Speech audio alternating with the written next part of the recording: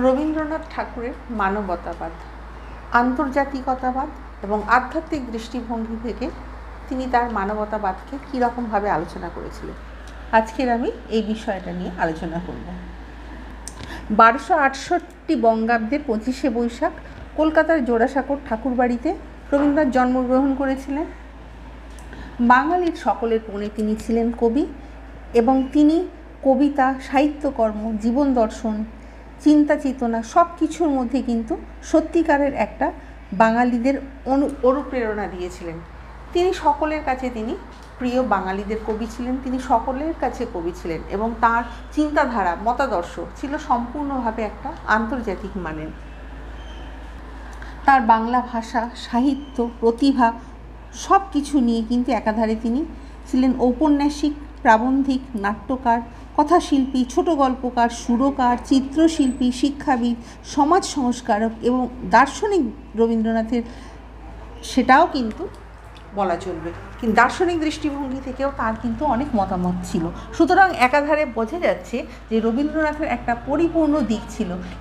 তিনি যেগুলো নিয়ে বর্ণনা করেছেন, যেগুলো নিয়ে কথা বলেছেন, তিনি কিন্তু একটা পরিপূর্ণভাবে এবং প্রত্যেকের মানুষের মনের মধ্যে গেঁথে গিয়েছেন এবং তিনি যে যুগান্তকারী যে আলোচনাগুলো করেছেন সেগুলো কিন্তু এখনও পর্যন্ত সকলের মনে বিদ্যমান রয়েছে। রবীন্দ্রনাথের 52টি কাব্যগ্রন্থ, 38টি নাটক, গদ্য সংকলন তাঁর জীবনদশায় ও মৃত্যুর পর প্রকাশিত হয়েছে। কবিগুরু বাঙালির হাজার বছরের ঐতিহ্যলালিত দর্শন ও বাংলা সাহিত্যকে বিশ্বের দরবারে তিনি মর্যাদার সঙ্গে অধিষ্ঠিত করতে পেরেছেন। তিনি প্রথম দেখা যাচ্ছে যে এশীয় হিসাবে 1913 সালে গীতাঞ্জলি কাব্যগ্রন্থের মাধ্যমে তিনি পুরস্কার লাভ করেছিলেন, যেটা সকলেই জানেন যে তিনি গীতাঞ্জলি লিখে নোবেল পুরস্কার পেয়েছিলেন।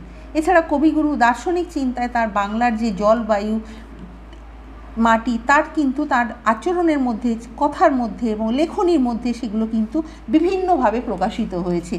কবিগুরুর ঐশ্বর্যমণ্ডিত সুবিশাল সাহিত্য ভাণ্ডারে প্রকৃতি প্রেম, মানব প্রেম, স্বদেশ প্রেম এবং সৌন্দর্য দর্শন, এছাড়া চিত্র রূপময়তা, অধ্যাত্ম চেতনা, ইতিহাস চেতনা, দর্শন, ভাবভাষা, ছন্দের যে বহুমাত্রিকতার পরিচয় তিনি সব কিছুর মধ্য দিয়ে গিয়েছেন। রবীন্দ্রনাথ ছিলেন দার্শনিক কবি। কবিগুরুর দর্শন ছিল মানব মুক্তির দর্শন। তিনি জীবনের শুরু থেকে শেষ পর্যন্ত প্রচার করছেন মানব মুক্তির দর্শন। রবি ঠাকুর বিশ্বাস করতেন বিশ্ব মানবতায়। রবীন্দ্রনাথের মানবতাবাদ এবং বিশ্ব মৈত্রীবোধ তার সঙ্গে একটা অঙ্গাঙ্গিভাবে